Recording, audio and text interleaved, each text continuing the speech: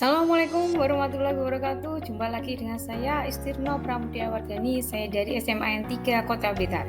Pada kesempatan ini saya akan melaporkan aksi nyata saya 1.4. Di sini nanti akan banyak beberapa hal yang akan saya sampaikan mengenai budaya positif.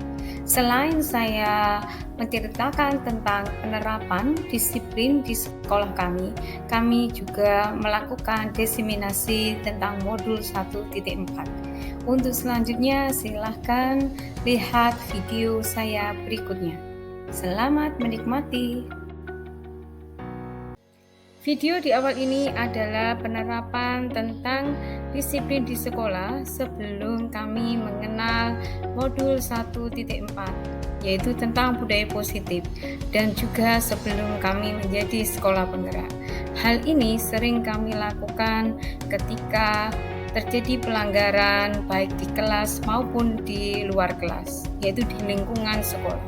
Rata-rata kami adalah sebagai seorang penghukum kepada murid yang melakukan kesalahan. Contohnya yaitu dengan memberikan hukuman tidak sesuai dengan mata pelajaran kami. Seperti misalkan pada pelajaran matematika, seperti seharusnya mereka menghafalkan rumus, tetapi kami menyuruh untuk menyapu. Untuk lebih lengkapnya, silakan lihat di video berikut ini. Sampai lagi 6 ya? Ya. Ya, terus nomor berapa? Nomor 2. Kok tiba-tiba masuk ini?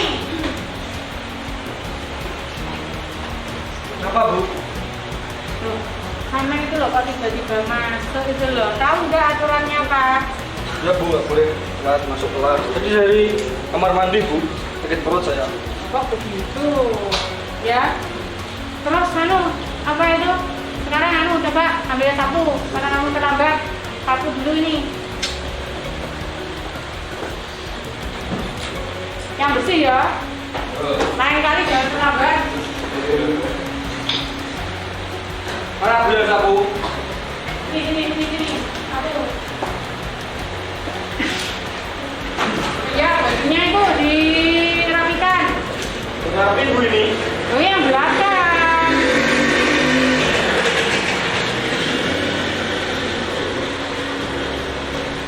Ya, Tahu nggak kalau itu melanggar peraturan? tahu, Bu. Dapat poin berapa? Nggak tahu poinnya. Kalau tinggal ngesan, seharusnya minta maaf loh itu ya. Ya, Bu. Maaf. Ulang lagi. Tapi sampai sana nyapunya.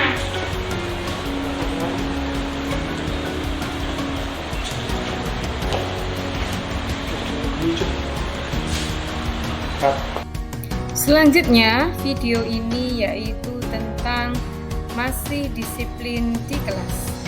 Tetapi di sini kami bukan sebagai penghukum, tetapi di sini kami hanya membiarkan saja tanpa memberikan peringatan, tanpa memberikan saran kepada siswa yang melanggar ketentuan di kelas.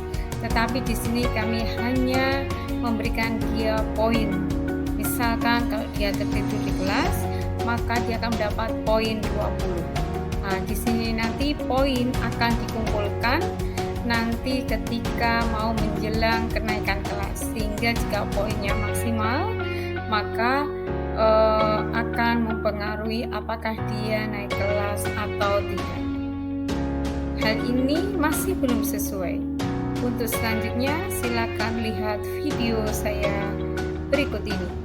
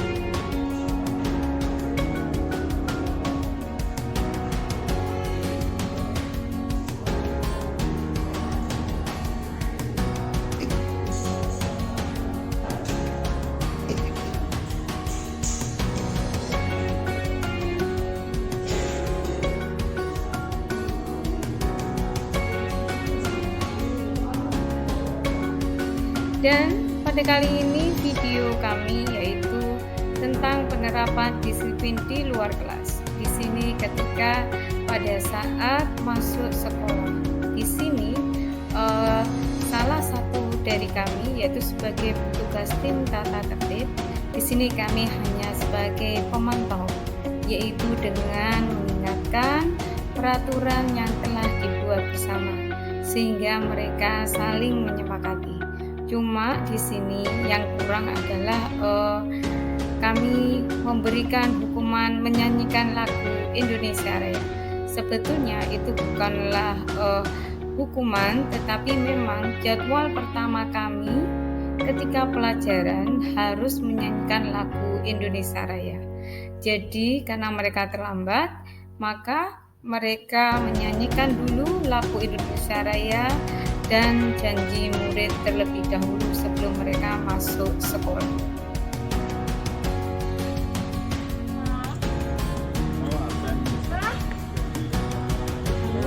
Waktunya Pak. Kantor apa?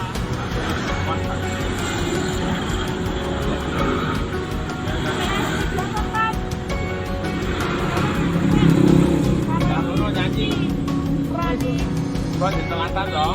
Ya. Nyanyi. Nemu enggak, sing langganan telat kan kuwi. Pelanggan. Nyanyi, ayo nyanyi biar balik.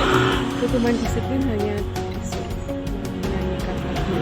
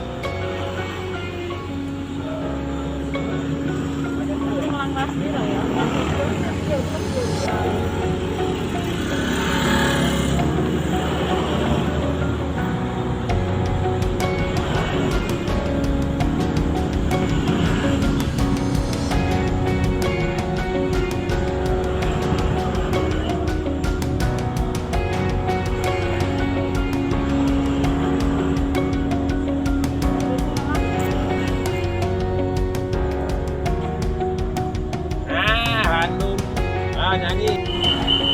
Detik-detik menuju jam 7, gerbang Separuh sudah mulai ditutup.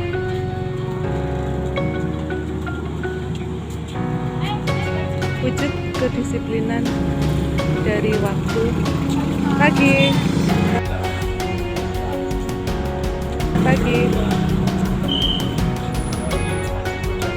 Keterlambatan akan ditahan sementara. Nanti ada poin tersendiri, tidak menghukum secara fisik, hanya hukuman poin yang diakumulasi hingga kenaikan kelas.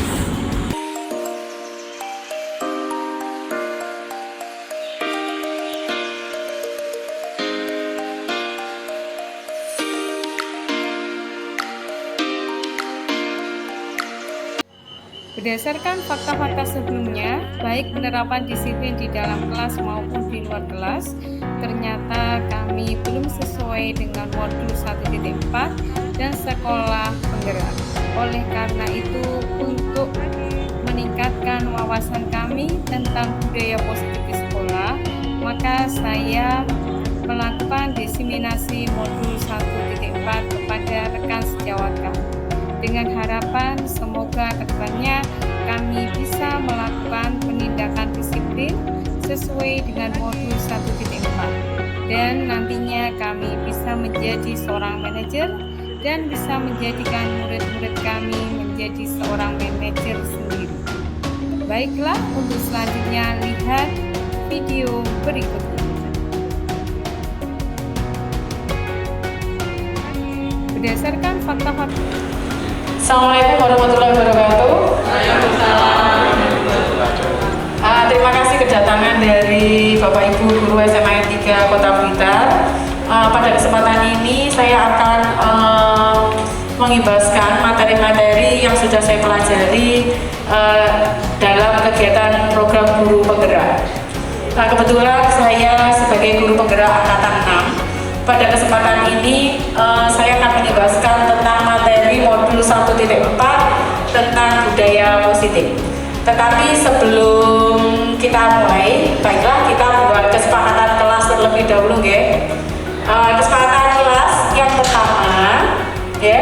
Nanti kalau ada yang tanya silahkan mengacungkan tangan, kemudian yang lain mendengarkan. Selanjutnya yang kedua, Bapak Ibu, kita buat kesepakatan.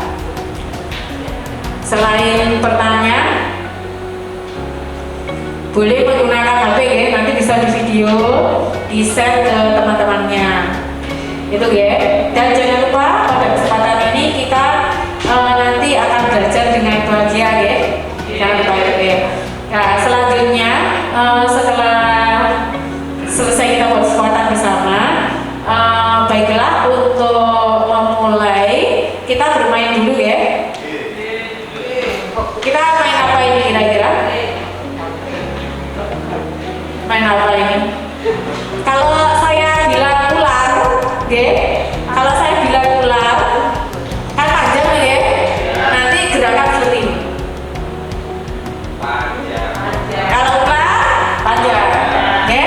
Kalau pensil,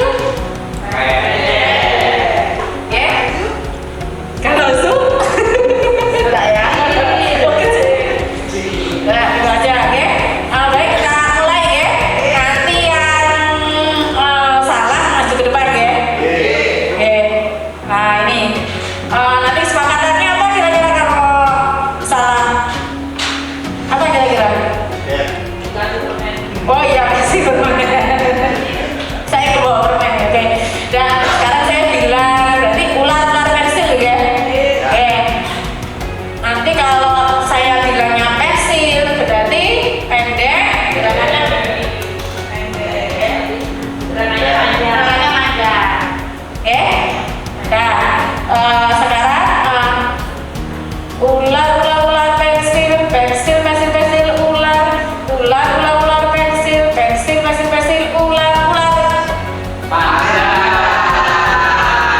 Ada yang salahnya? Nah, terus sekarang yuk, pensil, ular, pensil, ular.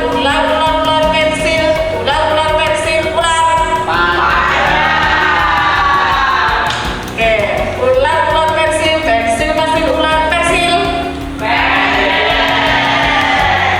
Terima kasih buat doa-doanya, betul semuanya, ya. Baiklah, sekarang kita belajar tentang budaya positif. Ya, budaya positif ini, ya, sudah sering kita dengar tentang apa itu budaya positif. Di sini yang akan saya bahas adalah, kan kita sekolah penggerak, ya, di sini. Untuk budaya positifnya ini yang saya ambil adalah mengenai tentang definisi disiplin positif dan nilai-nilai kebijakan universal, kemudian teori motivasi, hukuman, dan pelanggaran, dan restitusi, kemudian keyakinan kelas, kebutuhan dasar manusia, 5 posisi kontrol, dan yang terakhir adalah segitiga restitusi. Jadi jangan lupa bahwa lingkungan yang positif nantinya akan memunculkan tindakan-tindakan yang positif, yaitu tentang disiplin. Baiklah, mungkin jenengan sudah banyak tahu, ya, tentang disiplin itu, ya. Disiplin itu, ya, biasanya kan dengan adanya hukuman, ya, keterkaitannya biasanya. Kalau kita ngomong disiplin berarti ada pelanggaran di situ. Disiplin di sini sebelum saya mempelajari ini, ya, disiplin ini adalah berupa hukuman. Jika kita melanggar, pasti kita akan mendapat hukuman. Begitu, kan? Oke. Kalau menurut Bapak Ibu bagaimana disiplin itu? Disiplin. Apakah gimana, Pak Aziz? Disiplin? Pas pada tempatnya. Kalau ada pelanggaran bagaimana? Berarti tidak pas. Nah, kira-kira misalnya Pak Aziz di kelasnya itu ada anak yang datangnya terlambat ketika pelajaran.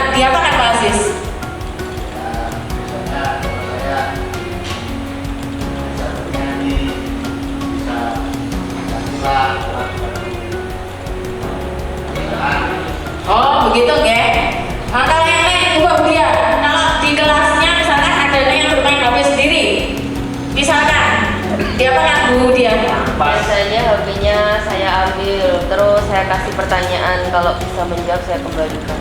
Oh, begitu nggih. Nah, kalau Bu Fatma bagaimana?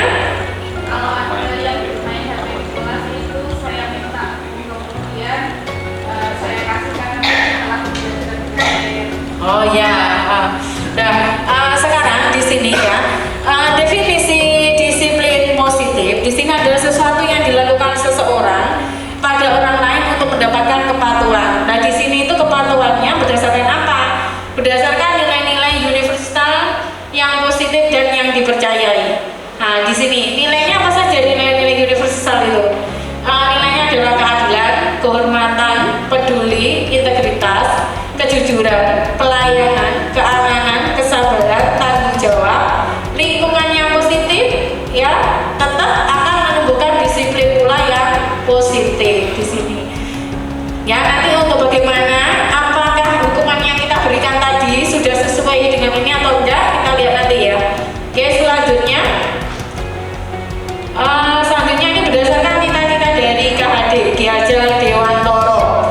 Cita-citanya yaitu adalah untuk menciptakan murid yang merdeka di sini melalui disiplin yang kuat. Nah, disiplin yang kuat itu bagaimana di sini? Di sini adalah dari disiplin diri sendiri, kemudian yang dilandasi oleh motivasi intrinsik atau internal. Berarti motivasinya ada dalam diri sendiri. Nah, kebetulan apa saja manfaatnya disiplin diri itu? Manfaat disiplin diri itu yang pertama, seorang dapat menggali potensinya.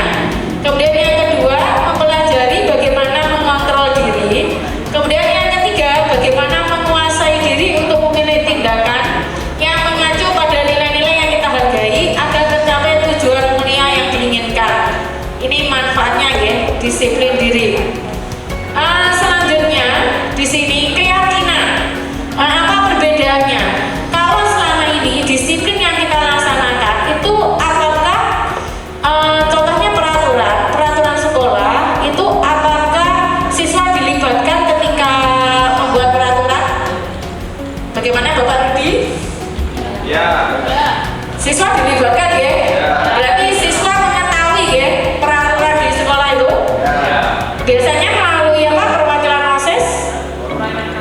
Perwakilan ketua kelas dan perwakilan OSIS. Oh iya, perwakilan ketua kelas dan jadi siswanya tahu ya tentang peraturan di sekolah. Nah, di sini untuk pelaksanaan disiplin di sini akan lebih kuat jika berdasarkan dengan keyakinan nilai-nilai yang dimiliki. Nah, di sini disiplin didasari oleh nilai-nilai kebajikan secara universal. Maksudnya apa? Nilai yang dimaksud ini adalah keyakinan yang dipercayai tanpa memandang latar belakang suku, ras, agama, dan lain-lain. Okay? Contoh kejujuran, gitu, saling menghormati. Nah, begitu. Kemudian hal yang paling penting untuk kita adalah membangun motivasi intrinsik siswa untuk menerapkan disiplin diri. Dengan demikian, keyakinan kelas lebih utama dibandingkan dengan peraturan kelas. Sebab kenapa? Kadang siswa tidak menyadari dan mengetahui tujuan dari dibuatnya peraturan di kelas. Tetapi jika adanya kesepakatan tentang sebuah keyakinan di kelas, maka siswa akan lebih mudah untuk menerapkannya karena mereka akan sadar betul tentang makna dan tujuan yang ingin dicapai bersama. Jadi kalau di kelas ya, kalau ingin menerapkan disiplin, tetap kita harus membuat melalui kesepakatan kelas terlebih dahulu dengan berdasarkan keyakinan nilai-nilai yang disepakati bersama, sehingga ketika disiplin itu dilanggar, mereka akan kembali lagi melihat nilai-nilai itu, nilai-nilainya. Selanjutnya di sini untuk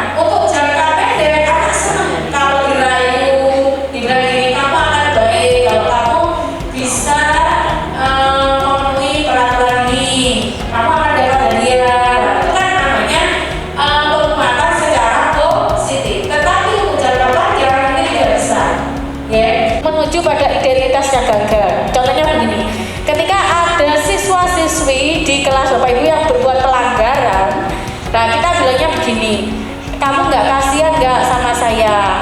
Kan saya sudah capek-capek ngajar, kok nggak didengarkan. Nah, ini adalah sebuah kritikan, tetapi membuat siswa itu merasa bersalah. Nah, di sini ini adalah jadi anak itu merasa bersalah sehingga menyebabkan dia itu menjadi orang yang gagal. Nah, di sini. Selanjutnya, yang terakhir adalah ilusi bahwa orang dewasa memiliki hak untuk memaksa. Nah, apapun yang dilakukan, tambah lagi soalnya ya di sini ya. Nah, pemaksaan kita ini menurut mereka itu bagus. Bagusnya apa? Untuk meningkatkan kemajuan mereka. Padahal itu tidak dibolehkan. Oke, di situ. Selanjutnya, setelah teori kontrol, kemudian teori motivasi. Ini oleh Diana dosen di sini. Alasan mengapa siswa-siswa itu melanggar. Nah, di situ. Yang pertama, alasannya adalah mereka itu pengen menghindari hukuman atau ketidaknyamanan. Dalam ini adalah untuk menjadi orang yang mereka inginkan dan menghargai diri dengan nilai-nilai yang mereka percaya. Nah, di sini alasan kenapa perilaku itu melanggar. Selanjutnya di sini kenapa mereka bisa melanggar? Dari alasannya tadi pasti ada kebutuhan mereka yang belum terpenuhi. Nah, kebutuhan dasar manusia itu apa? Nah, kebutuhan dasar manusia itu adalah yang pertama adalah kebutuhan dasar untuk bertahan hidup, survival. Kemudian kasih sayang dan rasa ingin diterima. Kemudian kebebasan, kesenangan, dan kekuasaan. Akibat tindakan seseorang yang belum dapat memenuhi salah satu atau lebih kebutuhan dasarnya, di mana yang akhirnya mereka berusaha untuk memenuhi dengan cara melanggar peraturan. Oleh karena itu, untuk mengetahui alasan kenapa mereka melakukan pelanggaran, maka kita harus paham betul tentang kebutuhan dasar manusia. Dengan demikian, jika kita dapat mengidentifikasi kebutuhan apa yang mendorong perilaku seseorang sehingga mengakibatkan perubahan perilaku, maka untuk perilaku yang positif, maka diperlukan kebutuhan tertentu dengan cara yang positif. Selanjutnya yaitu tentang posisi 5 kontrol. Di sini Bapak Ibu di kelas itu kalau Anda memberikan hukuman atau memberikan apa, di sini ada posisi 5 kontrol. Nanti mana yang lebih baik? Yang pertama, posisi kita sebagai penghukum di kelas. Sebagai penghukum di sini dapat berupa fisik dan verbal. Verbal itu seperti omongan begitu ya. Jadi hukuman itu tidak hanya sekedar fisik, dipukul atau tetapi dengan omongan itu juga bisa membuat anak itu merasa terhukum. Guru yang melakukan ini karena merasa harus ada peraturan yang lebih menekan ke siswa agar tidak terjadi pelanggaran. Contoh ya, kalau anak itu datang terlambat sekolah, tadi disuruh apa? Menyanyi ya. Nanti disuruh menyanyi. Kira-kira menyanyi ini hukuman atau bukan bagi dia? Hukuman ya. Nah, di sini berarti di sini kita berperan sebagai penghukum. Selanjutnya, pembuat rasa bersalah. Nah, seperti tadi, ketika kita menenangkan mereka asik bermain HP, kemudian kita bilang begini, tolong ya jangan rame gitu ya, jangan main HP. Itu kan sudah susah untuk menjelaskan. Apa nggak kasihan sama ibu? Nah, ini adalah membuat rasa bersalah. Di sini kadang guru itu bersuara lembut, terus kemudian suasananya itu diheningkan dengan membuat siswa yang melanggar menjadi merasa tidak nyaman, bersalah, dan dia memaksa rendah diri. Selanjutnya, posisi yang ketiga adalah sebagai teman. Di sini guru berbicara ketika dia melakukan pelanggaran. Guru tidak akan menyakiti murid, tetapi tetap mengontrol murid melalui persuasi. Di sini, hal ini bisa berpengaruh negatif atau positif.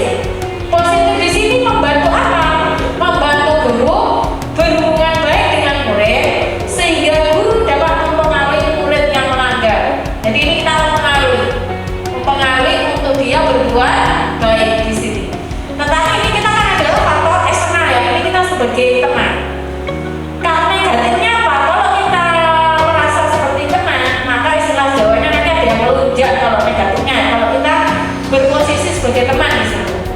Nah, selanjutnya nih, yang keempat, posisinya sebagai pemantau.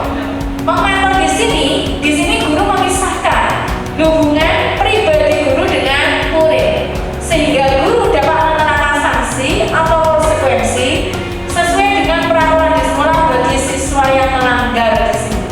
Maksudnya apa di sini? Guru hanya mendampingi kalau ada pelanggaran. Ada anak yang tertidur di kelas, maka guru seperti ini, kamu dapat poin ya.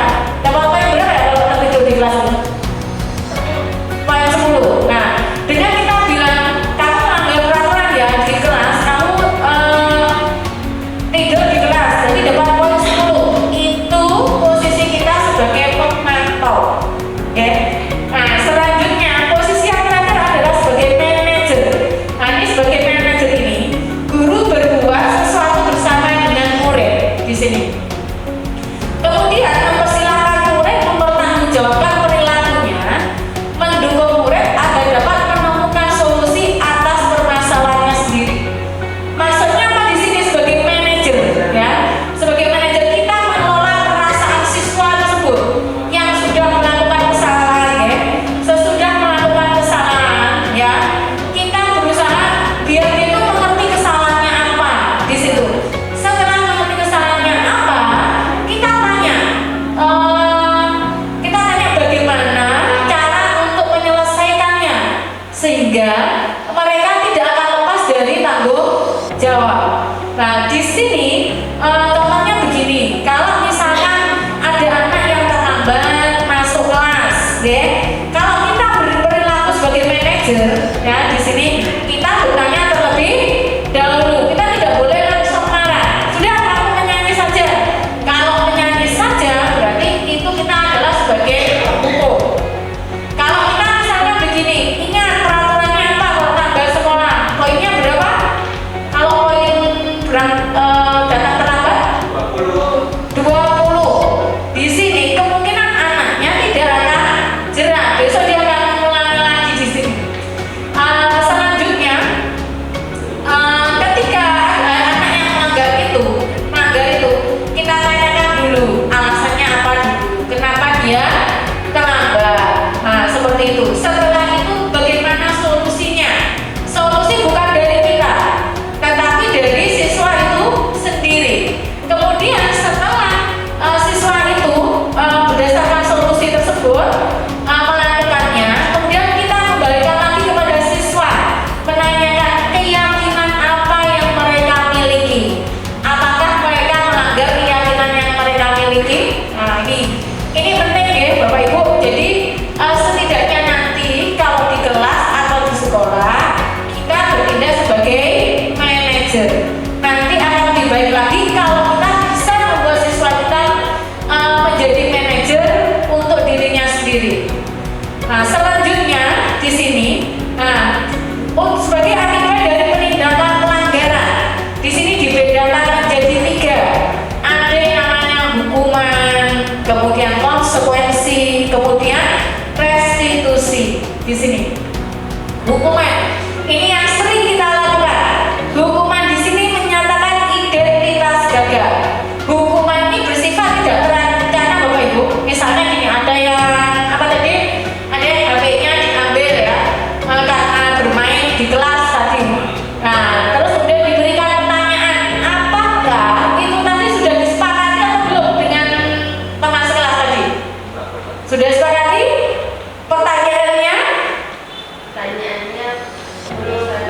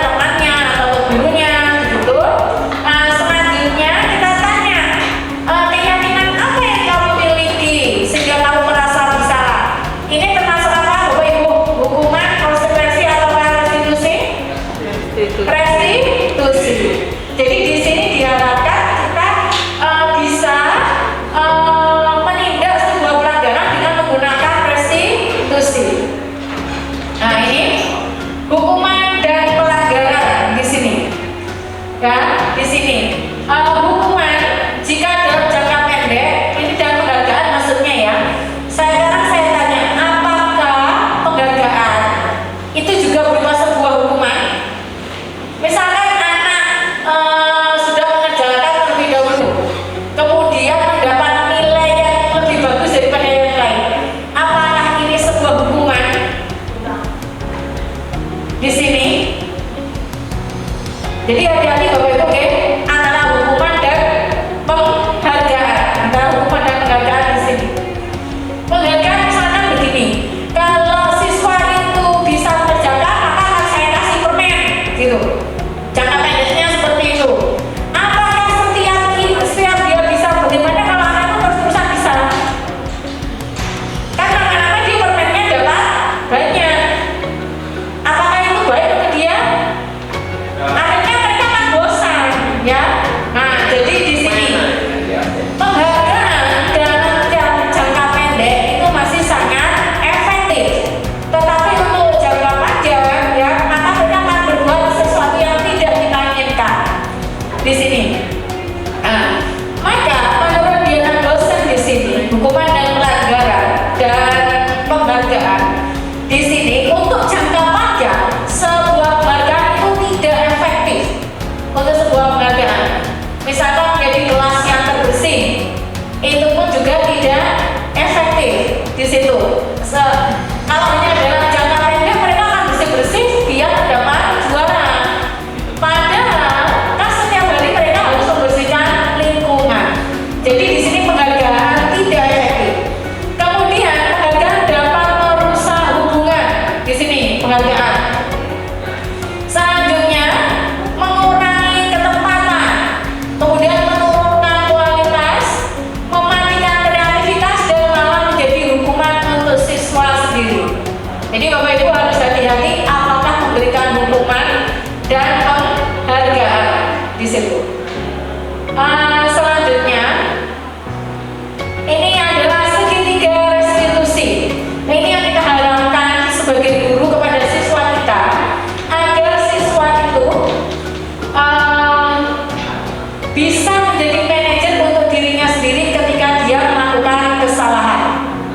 Nah, di sini sebagai seorang manajer, jika menginginkan murid menjadi manusia yang merdeka, mandiri dan bertanggung jawab, maka diperlukan sebuah acuan, yaitu restitusi, di mana menjadikan murid menjadi seorang manajer bagi dirinya sendiri. Ada kegiatan apa saja di segitiga restitusi ini? Yang pertama adalah menstabilkan identitas di sini. Selanjutnya memvalidasi tindakan yang salah. Kemudian yang terakhir adalah menanyakan keyakinan kelas yang dimiliki. Untuk menstabilkan identitas, ini tujuannya apa? Tujuannya yaitu untuk mengubah identitas anak dari orang yang gagal karena melakukan kesalahan jadi orang yang sukses dengan cara mengatakan kalimat berikut ini: berbuat salah itu tidak apa-apa, kan manusiawi. Nah, itu kalimat untuk menstabilkan identitas. Selanjutnya, tidak ada manusia yang sempurna. Kemudian masih banyak ya perkataan lain untuk menstabilkan identitas. Kemudian memvalidasi tindakan yang salah.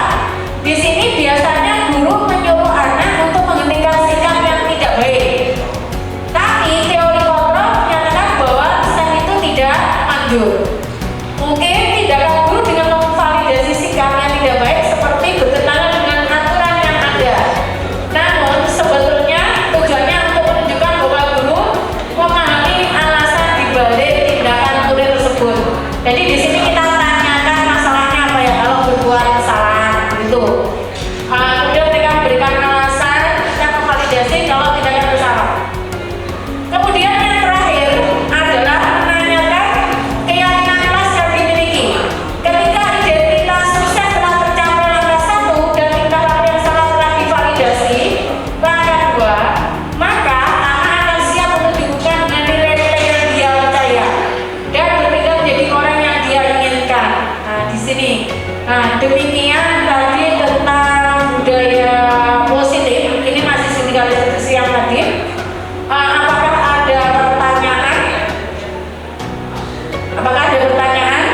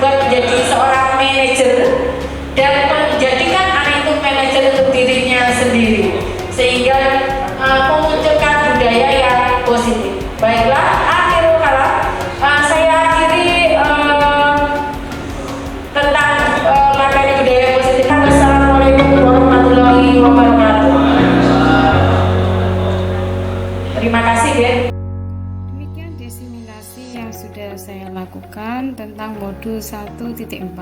Selanjutnya, berikut ini adalah testimoni dari rekan sejauh saya yang telah mendapatkan diseminasi dari yang saya lakukan. Baiklah, untuk selanjutnya silakan lihat video berikutnya. Terima kasih atas informasi yang disampaikan oleh Bu Isti. Jadi ragam materinya bagus, penyajiannya juga sudah disampaikan cukup jelas sehingga kami mendapatkan banyak informasi baru terkait dengan sekolah penggerak. Semoga kedepannya pembahasan ini bisa bermanfaat bagi kita semua dan meningkatkan prestasi SMA 3 Blitar. Terima kasih. Selanjutnya, berikut ini adalah testimoni dari rekan sejawat saya yang lain. Untuk itu, silakan lihat video berikut ini. Terima kasih Bu Isti atas materi yang diberikan. Dari materi-materi yang telah diberikan oleh Bu Isti hari ini, kita jadi memahami ya bagaimana menjadi seorang manajer, bukan hanya menjadi seorang penghukum, bukan hanya menjadi seorang yang hanya menasihati, tapi kita diajarkan sebagai SNA kita di sharing ya, kita di share pengalaman untuk menjadi seorang manajer yang baik bagi siswa itu seperti apa. Ya, semoga dengan kegiatan hari ini bisa bermanfaat untuk kami semua. Terima kasih. Yang telah diberikan ini bermanfaat dan bisa diterapkan di sekolah kami. Akhirul kalam, kami sampaikan wassalamualaikum warahmatullahi wabarakatuh. Setelah melaksanakan diseminasi, kemudian ada testimoni dari rekan-rekan sejawat, maka pada video berikutnya adalah tentang penerapan budaya positif di SMA 3 Kota Blitar. Selain menerapkan budaya positif, di sini kami juga menggunakan segitiga restitusi untuk membantu siswa menjadi dirinya sendiri. Dengan demikian, silakan lihat video berikut ini. Selamat pagi.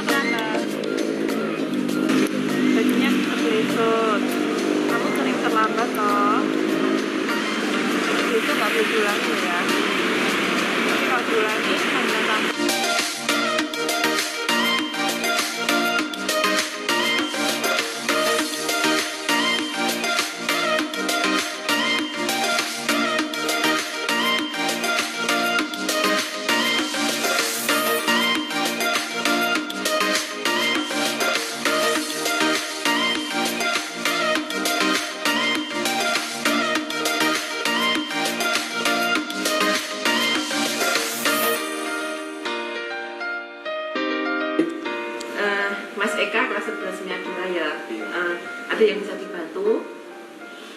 Jadi tetap terlambat. Oh iya, terus diminta ke BK.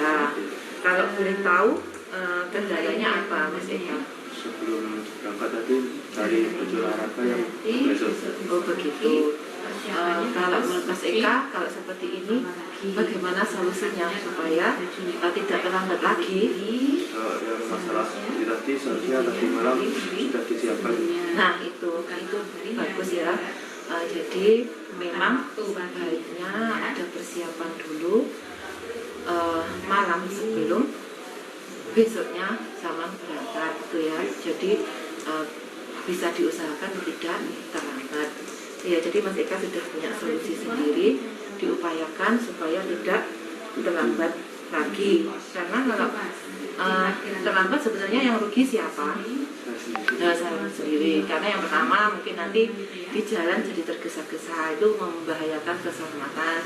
Yang kedua sama juga kehilangan waktu untuk belajar di awal-awal jam pelajaran. Meminta Mas Eka untuk menulis komitmen ya, jadi kita menulis komitmen supaya Mas Eka tadi sudah punya solusinya bagaimana supaya tidak terlambat. Jadi komitmen itu dibuat, ditulis, dan diketahui oleh BK.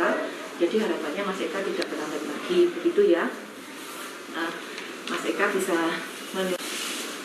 membuat komitmen bahwa tidak akan terlambat lagi dengan solusi yang tadi dibuat.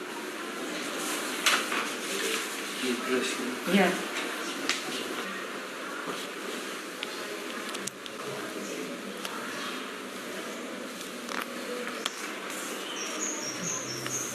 Ini buat masuk kelasnya. Jadi di sini sudah ada pernyataan sesuai aturan yang sudah kita ketahui. Kalau terlambat 3 kali, nanti orang tua yang akan koordinasi kerjasama komunikasi dengan BK terkait keterlambatan ini ya. Jadi Mas Eka, terima kasih. Silakan masuk kelas membawa surat ini. Ya, sama-sama.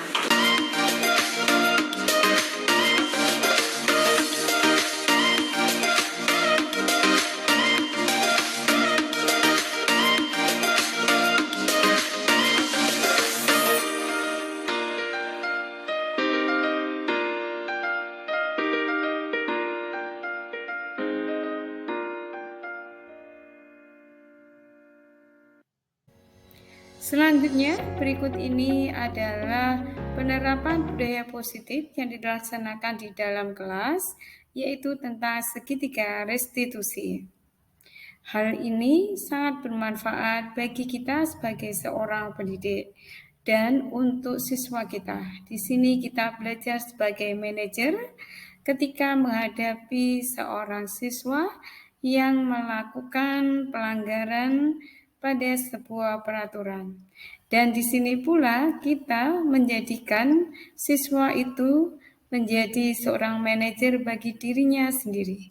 Untuk itu, lihatlah video berikut ini.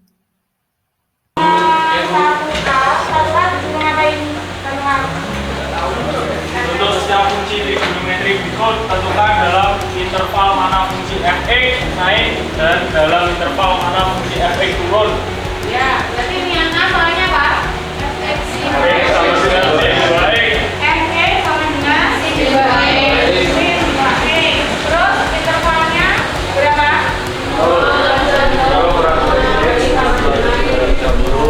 Sampai berapa? 300? Bu, bertengah. Bu, apa itu Bu dari duluan?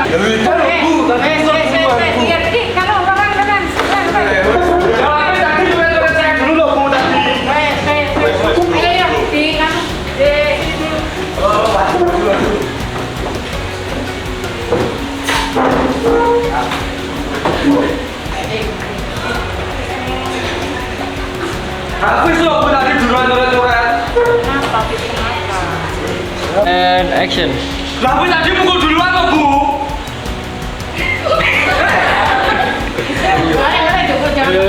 And action. Lah aku tadi coret-coret duluan kok Bu. Udah mukul duluan Bu. Sampai tadi tadi ngapain? Pertama ngapain? Kan saya mengerjakan tugas, terus habis ganggu dari tadi nyoret, nggak tahu kenapa. Terus kenapa? Nah saya diam aja waktu di depan tadi mendengarkan Bu Isti. Terus? Itu sama Hilda saya diganggu Bu, dijari-jari. Terus? Cut. Pose tuh orang ngerti kok. And action. Nah, gini nggak usah dibongkar, ya. Masalahnya hanya sepele toh. Terus gimana? Ya. Gimana? Berdua ini gimana? Saya ikut dulu dan Bu maunya gimana? Terus Hujan maunya gimana? Ya Bu, saya minta maaf. Maaf ya Wis, kalau saya punya salah. Gitu.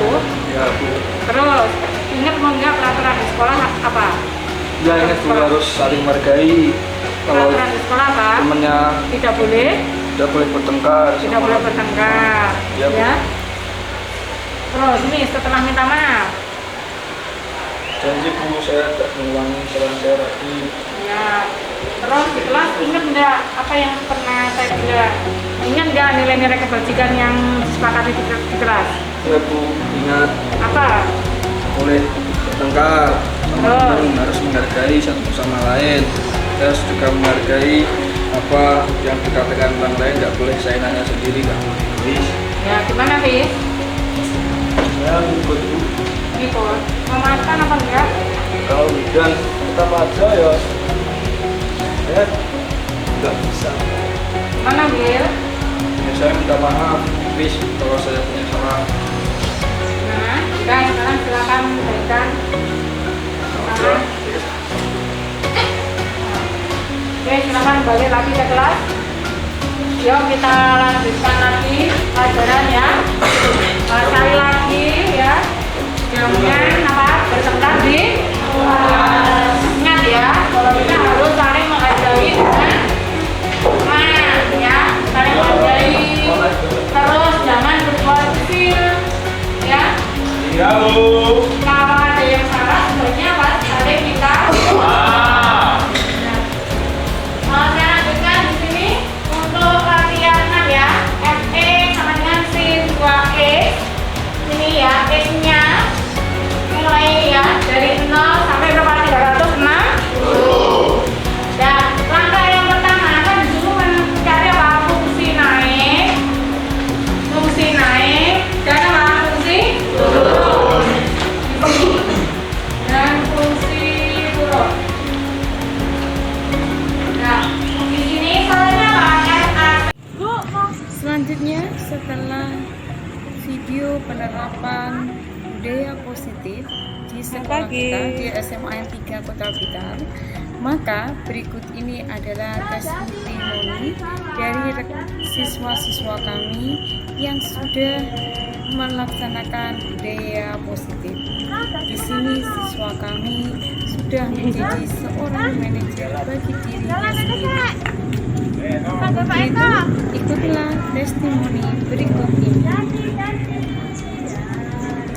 Selanjutnya, Selamat pagi.